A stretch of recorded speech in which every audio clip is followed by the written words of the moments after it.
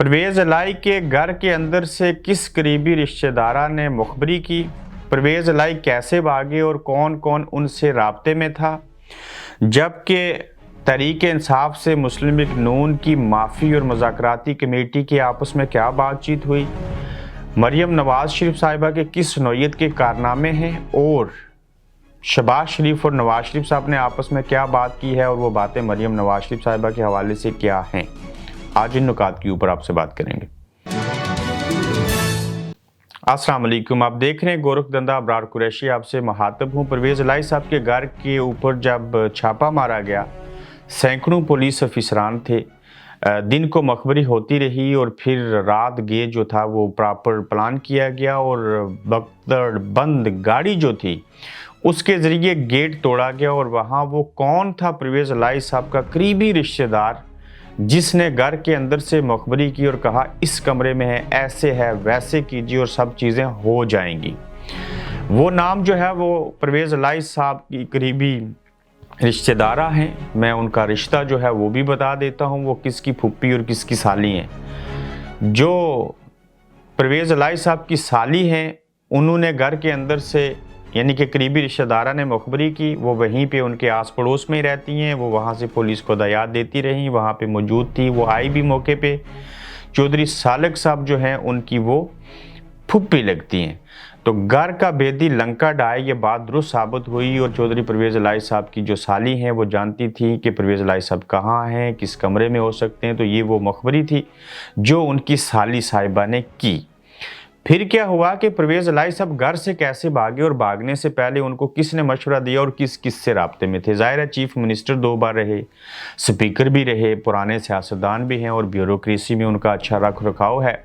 वो जो सैकड़ों पुलिस अफसरान आए थे उनमें से भी लोग परवेज लाई साहब को फ़ोन करके कहते रहे ऐसे कीजिए, इस तरह से करें, आप बच जाएंगे, ये होगा वो होगा। और जबकि परवेज लाई साहब को जो वहाँ मौजूद नहीं थे अफसरान, चाहे वो DPO हों, CPO हों, बाकी हों, वो भी उनको फ़ोन करके मशवरे देते रहे कि क्या कीजिए और किस वजह से और कैसे आप गिरफ्तारी से बच सकते हैं। और पूरी मामलत की गई ब्यूरोक्रेसी की तरफ से बड़ी हद तक चौधरी परवेज लाई साहब की। बिल आखिर क्या हुआ कि जब मशवरे मिले और हर कमरे को चेक करने की उन्होंने कोशिश की और साली साहिबा के कहने के ऊपर, चूंकि उनको पता था एक्चुअली परवेज लाई साहब का कमरा कौन सा और कहाँ हो सकते हैं और कहाँ से भाग सकते हैं, तो उस कमरे से जहाँ पे परवेज लाई साहब मौजूद थे, अपने कमरे में नहीं थे, दूसरे कमरे में थे और दूसरे उस कमरे में थे जिसकी खिड़की खोल के बायसे मजबूरी एक वक्त जो आधे पाकिस्तान का वजीर आला और सरबराह था, उस परवेज लाई को जो है वो खिड़की खोल के भागना पड़ा और भागने के ऊपर मजबूर हुए। और ये मशवरा उनको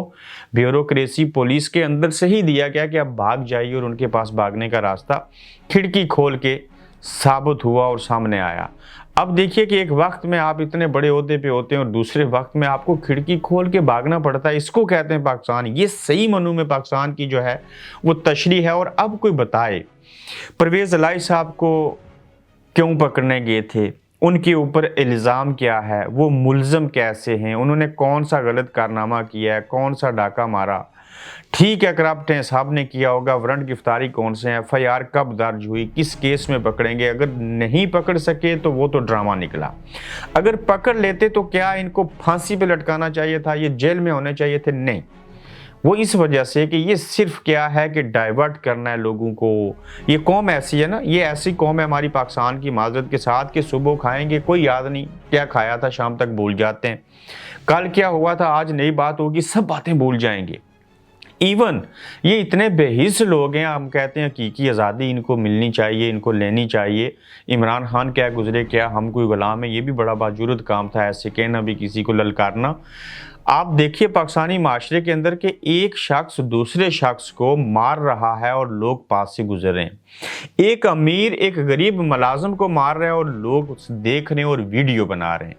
एक शख्स का एक्सीडेंट हो गया, तड़प तड़प के जान दे रहा है, लोग वहां खड़े होकर तमाशा देखेंगे। ये छोटी छोटी बातें बड़ा मानी रखती हैं। और ऐसे मुल्क के अंदर जब अवाम सिर्फ अपना पेट पालने का सोचें, अपने बच्चों का सोचें, उनको माशरा, मुल्क, कौम और बाकी चीज़ों की कोई फिक्र ना हो, इज्तिमाई सोच ना हो, तो उस माशरे के अंदर कोई तब्दीली नहीं होती। फिर वहीं पे होता है परवेज लाई को जब दिल करे पकड़ लो, इमरान खान के ऊपर जब दिल करे हमला करो, आप अली अमीन गंडापुर को पकड़ो, उसके ऊपर तशद्दुद करो, उसके बाद बाल काट दो, क्यों वो बोलता है उसको कहो पार्टी छोड़ दो, फिर आप जो हैं वो पीटीआई के साथ क्यों गए हैं, हम आपको डीपीओ नया लगा देते हैं, 2 पुलिस की वैनें दे देते हैं, आप ना पीडीएम से इलेक्शन लड़ो ना पीटीआई से इलेक्शन लड़ो, आप आज़ाद उम्मीदवार लड़ो, हम गारंटी देते हैं आप जीत जाओगे। तो ये जब होगा तो फिर वहाँ पे क्या क्या कहा जा सकता है, कुछ भी नहीं, अल्फाज ही नहीं है हमारे पास। सब कल का वज़ीर आला, आज का खिड़की से बाग के जान बचाने वाले चौधरी परवेज़ इलाही, पाकिस्तान तहरीक-ए-इंसाफ के सदर। ये हालत है हमारे कौमी नुमाइंदों के साथ जो कुछ किया जा रहा है और जो कुछ होता रहा, चाहे वो नवाज शरीफ हों, बेनज़ीर भुट्टो शहीद हों, आसिफ ज़रदारी हों, इन सब के साथ खिलवाड़ होते रहे। आज तक वही चीज़ें हो रही हैं और यही सियासतदान जो हैं वो एक दूसरे के लिए असबाब पैदा करते हैं। पहले हमारे साथ बुरा हुआ, अब तुम्हारे साथ बुरा हुआ। आगे चल के जब मैं कहानी इसका इख्तिताम करूँगा तो फिर आपको समझ आएगी कि ये कारनामे क्या हैं मरीम नवाज शरीफ साहिबा के, नवाज शरीफ क्या सोचते हैं, शहबाज शरीफ साहब ने उनसे क्या कहा, किसकी मीटिंग होने जा रही है। मगर परवेज़ इलाही के साथ जो कुछ हुआ, इसके बाद जो हुकूमत की मुज़ाकराती कमेटी थी और प्लस अपोजिशन यानी कि पाकिस्तान तहरीक-ए-इंसाफ की, उनके दरमियान बातचीत हुई और नून लीग ने माफ़ी मांगी। किसने माफ़ी मांगी, क्यों माफ़ी मांगी? फवाद चौधरी साहब ने रब्ता किया, और किससे रब्ता किया? उन्होंने 2 लोगों से, ख्वाजा साद रफ़ीक और आज़म नज़ीर ताड़र साहब जो वज़ीर कानून है। उन्हें कहा कि एक तरफ आप मुज़ाकरात कर रहे हैं, दूसरी जानिब ये हरकतें हो रही हैं जिसके ऊपर सिर्फ आज़म नज़ीर ताड़र साहब ने कहा मैं माफ़ी चाहता हूँ, माज़रत ख्वाह हैं, आइंदा कोशिश करेंगे ऐसी चीज़ें ना हों। और फिल वक्त तो वैसे भी मामला टल गया, परवेज़ इलाही साहब गिरफ्तार कोई नहीं हुए, सिर्फ हुल्लड़बाजी हुई, उनके जो मेहमान आए हुए थे, जो मुलाज़मीन थे, उनके साथ वो किया गया खिलवाड़ सारा कुछ। हाँ, ये ऑपरेशन किसके कहने के ऊपर हुआ, इसके ऊपर भी बात कर लेते हैं। ये जो करीबी हैं, इसी ख़ानदान से शादी की हुई है जो मौजूदा वज़ीर आला निगरान है पंजाब के, मोहसिन नकवी साहब के कहने के ऊपर ये सारी चीज़ें की गई। और मोहसिन नकवी ज़ाहिर है आपको पता है ज़रदारी साहब के तो मुँह बोले बेटे हैं, और फिर ज़ाहिर है उनकी अंडरस्टैंडिंग नवाज शरीफ और मरीम साहिबा के साथ ज़्यादा कुर्बत भी है, तो उनके कहने के ऊपर चीज़ें हुई। तो जब मुज़ाकराती कमेटी के राब्ते के ऊपर ये कहा गया, तो अब ये देखना है कि एक तरफ तो आप ये अमल कर रहे हैं और दूसरी तरफ मुज़ाकरात भी कर रहे हैं। ये आज का किस्सा जो किया गया था, कल आपको बताया था कि इसका मकसद शहबाज शरीफ साहब नहीं चाहते ऐसे हो, सिर्फ इस्टेब्लिशमेंट का एक दड़ा चाहता है कि इमरान खान से मुज़ाकरात ना हों, और मरीम नवाज शरीफ साहिबा, और इसको लंदन प्लान इसलिए कहते हैं कि नवाज शरीफ साहब चाहते हैं कि मुज़ाकरात उस वक्त तक नहीं होने चाहिए, बात उस वक्त तक नहीं होनी चाहिए, इलेक्शन उस वक्त तक नहीं होनी चाहिए जब तक नवाज शरीफ साहब को खुद और मरीम नवाज शरीफ साहिबा के अब्बा को जो है वो लेवल प्लाइंग फील्ड नहीं मिलती, उनके केसेस ख़त्म नहीं होते। बिल्कुल उनके केसेस ख़त्म होने चाहिए। मैं एज ए सहाफ़ी कहता हूँ सबको लेवल प्लाइंग फील्ड दो, आगे बढ़ो, छोड़ो माजी के किस्से। ये सब इस्टेब्लिशमेंट के बनाए हुए केस हैं, चाहे इमरान के ऊपर हों, चाहे नवाज शरीफ साहब के ऊपर हों, जिसके ऊपर भी हों, करप्ट सारे ही हैं, कोई थोड़ा है कोई ज़्यादा है। और नए सफ़र का आगाज़ होना चाहिए। और अब देखिए मरीम नवाज शरीफ साहिबा के कारनामे किस नौइयत के हैं। ये भी एक कारनामा है, ये मरीम नवाज शरीफ साहिबा और नवाज शरीफ साहब की माँ के ऊपर हुआ है, उसकी बड़ी मिसाल और दलील पेश करूँगा। शहबाज शरीफ साहब ने नवाज शरीफ साहब से बात की है, बड़ी मुसद्दका खबर दे रहा हूँ आपको, और उसमें उन्होंने गिला शिकवा किया है कि आपकी बेटी मेरी बात नहीं सुनती, यानी कि मेरी भतीजी। तो नवाज शरीफ साहब ने कहा है कि अगर मरीम के साथ आपकी ये वो चीज़ें हैं तो आप उनसे बैठ के मिलें, आपस में मीटिंग करें और वो चीज़ें करें। और जब नवाज शरीफ साहब ने ऐसे शहबाज शरीफ साहब को कहा, और आज ही मरीम नवाज शरीफ साहिबा की और शहबाज शरीफ साहब की आपस में मुलाकात भी होगी। ये जो सारा खेल खेला गया था, इसमें इस्टेब्लिशमेंट का एक धड़ा और मरीम नवाज शरीफ साहिबा और प्लस नवाज शरीफ साहब भी इसमें शामिल हैं, जो परवेज़ इलाही साहब के हवाले से हुआ। फिर इनके कारनामों में से एक और कारनामा देख लीजिए कि आपने देखा होगा जितनी ऑडियो लीक होती हैं, जैसे साकिब निसार साहब के बेटे की ऑडियो लीक हुई, और फिर वो किसी पीटीआई के बंदे से बात कर रहे थे करोड़ों रुपए के हवाले से सारा कुछ। ये कौन लीक करता है? मरीम नवाज शरीफ साहिबा के पास है, और मरीम नवाज शरीफ साहिबा ने खुद कहा अपने मुंह से कि मेरे पास बेशुमार लोगों की गंदी ऑडियो और वीडियो मौजूद हैं। चाहे गंदी का लफ्ज़ उन्होंने इस्तेमाल नहीं किया, लेकिन मौजूद हैं। अब सवाल ये उठता है कि ये ऑडियो रिकॉर्डिंग का फार्मूला और निज़ाम जो है ये तो हुकूमत के पास नहीं है और हुकूमत के कंट्रोल नहीं है। सबको पता है कि वो इंटेलिजेंस के पास होता है। तो इंटेलिजेंस का एक धड़ा, जैसे आपको मैंने कहा कि वो बहुत पहले ये चीज़ें जो थी वो प्रोवाइड कर चुका था ऑडियो मरियम नवाज शरीफ साहिबा को, और मज़ीद भी वही प्रोवाइड करते हैं एक मखसूस दड़ा इस्टेब्लिशमेंट का, जिसके तहत ब्लैकमेल किया जाता है। ये वो कारनामों में से चंद कारनामे हैं। पहले इनके खिलाफ लीक होती रही, अब ये दूसरों की ऑडियो लीक कर रहे हैं। कल जब इस्टेब्लिशमेंट इनसे कदम पीछे हटाएगी तो फिर इनकी ऑडियो आएंगी और दूसरों की ऑडियो ये लीक कर रहे हैं।